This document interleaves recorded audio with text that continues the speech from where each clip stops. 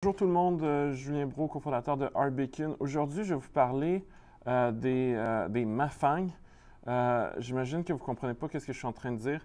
En fait, j'ai toujours trouvé que l'expression Fang, qui réfère en fait aux titres technologiques qui sont parmi les plus innovateurs.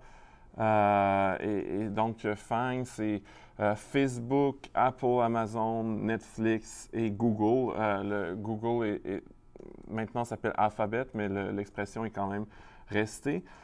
Et il y a un grand absent de cette liste-là, qui est Microsoft, qui est aujourd'hui une des... dans Mafang, j'ai acheté M au début, donc Microsoft. Serait, je pense, après Apple, la deuxième capitalisation, ou à moins que Apple ait dépassé Microsoft. Là, je vais regarder en temps réel. Je n'ai pas regardé les capitalisations boursières récemment. Donc, du côté d'Apple, on a vu 193 milliards. Et de Microsoft, on est à... Microsoft, on est où? On a dépassé Apple. C'est ça, Microsoft qui est la compagnie avec la plus grande capitalisation. Puis l'expression FANG n'a pas été créée pour parler des plus grandes entreprises aux États-Unis, même si ça en fait partie des plus grandes. C'était créé pour parler des entreprises les plus innovatrices, celles qui investissent en intelligence artificielle, celles qui ont vraiment un impact sur les technologies. Et Microsoft investit beaucoup plus en recherche et développement qu'un Apple ou qu'un Netflix, par exemple.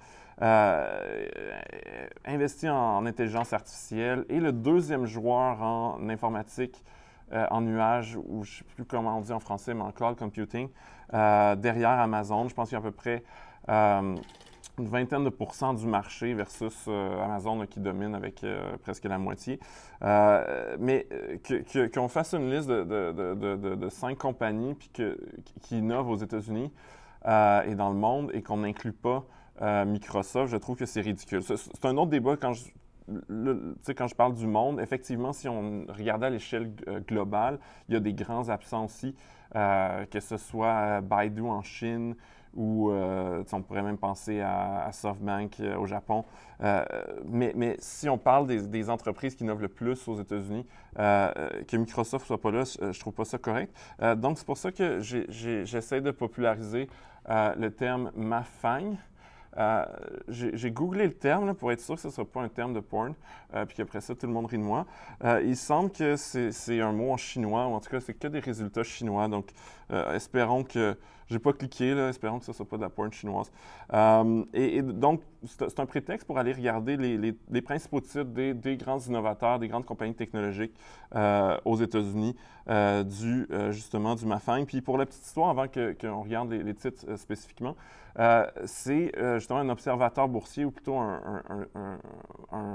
divertisseur, comment on dit, un entertainer, comment on dit, quelqu'un qui fait du divertissement dans le domaine boursier, Jim Cramer, pour ceux qui écoutent son émission sur CNBC, Mad Money, qui en 2013 a inventé le terme FANG pour parler de ces entreprises-là. Donc, c'est un phénomène essentiellement médiatique, et je pense que les médias se sont fait un malin plaisir de juste exclure Microsoft pour des raisons qui m'échappent. Et c'était une époque, en 2013, où Microsoft, quand même, avait un certain nombre de défis devant elle et s'accrochait à des modèles d'affaires qui étaient en train de disparaître. Aujourd'hui, Microsoft est une toute autre entreprise, justement, avec presque 30% de ses revenus qui viennent de sa business de cloud et de services et de logiciels en ligne.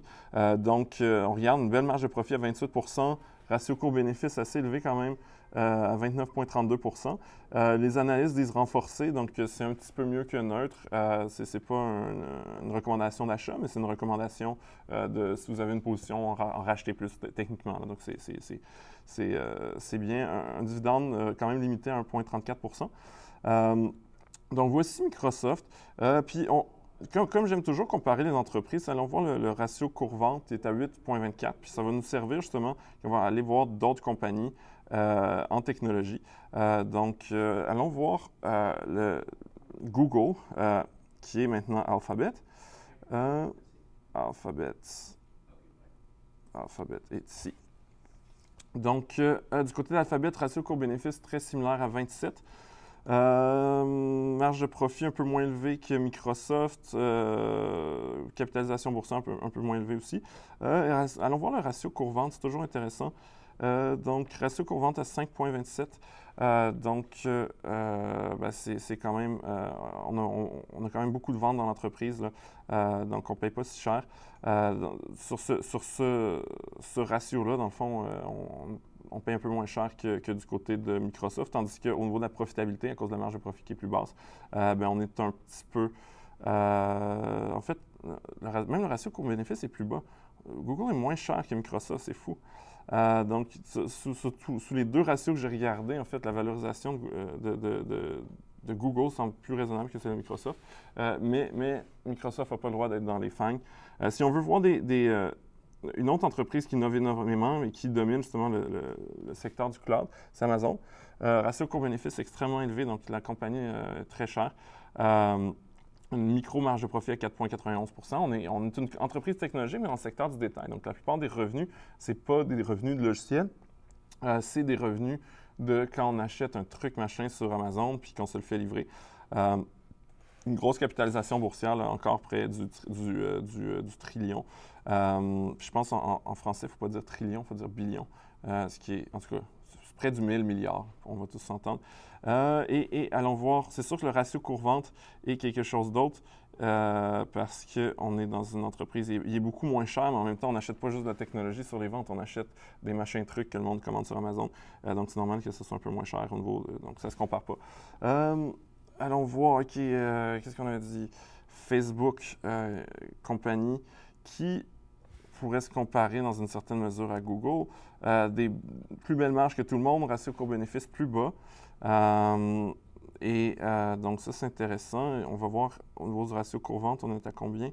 À 8,48, donc on paye un peu plus cher pour les ventes. Mais effectivement, il y a une belle marge de profit, puis donc c'est quand même une entreprise intéressante. Les analystes ennuyants sont à renforcer. Qu'est-ce que j'ai oublié? Apple, on a regardé tantôt. On voulait juste voir c'était qui était plus cher entre Microsoft et Apple. Ratio court-bénéfice le plus raisonnable, donc la compagnie a moins cher pour les investisseurs de valeur. Marge de profit quand même assez élevée à 21 L'entreprise qui a un problème là, potentiellement avec la Chine, justement à cause de la guerre des tarifs, ça pourrait coûter très très cher à Apple. Mais à date, on n'est pas si cher du côté d'Apple. Et je pense que la dernière compagnie, j'ai oublié de parler, si je veux parler du Mafang, c'est Netflix. Netflix qui, selon moi, est la compagnie qui mérite le moins d'être là. Ratio coût-bénéfice extrêmement élevé, donc son paie très cher. Et là, on est dans le divertissement autant qu'on est en technologie. Un peu comme Amazon, un gros business de détail avec la technologie. Là, on a une grosse business de divertissement, production de films, de séries. Et on paie relativement cher avec des faibles marges de profit. Mais c'est quand même une belle business et ils sont innovateurs. On ne va pas leur enlever ça. Donc, sur ça, je vous invite à télécharger Arbekin sur Google Play, l'App Store. C'est une super app qui se connecte à vos comptes d'investissement, analyse votre portefeuille, vous aide à devenir un meilleur investisseur. Si vous n'avez pas encore de compte de courtage, je vous invite à ouvrir un compte chez Desjardins Courtage en ligne en passant par notre offre incroyable que vous pouvez voir dans les liens associés à cette vidéo-là ou tout simplement au arbekin.ca/Desjardins. Ça vous donne un abonnement gratuit à l'application, cours en ligne sur l'investissement et 10 transactions gratuites. Donc, une offre à ne pas manquer. Sur ça, bonne journée.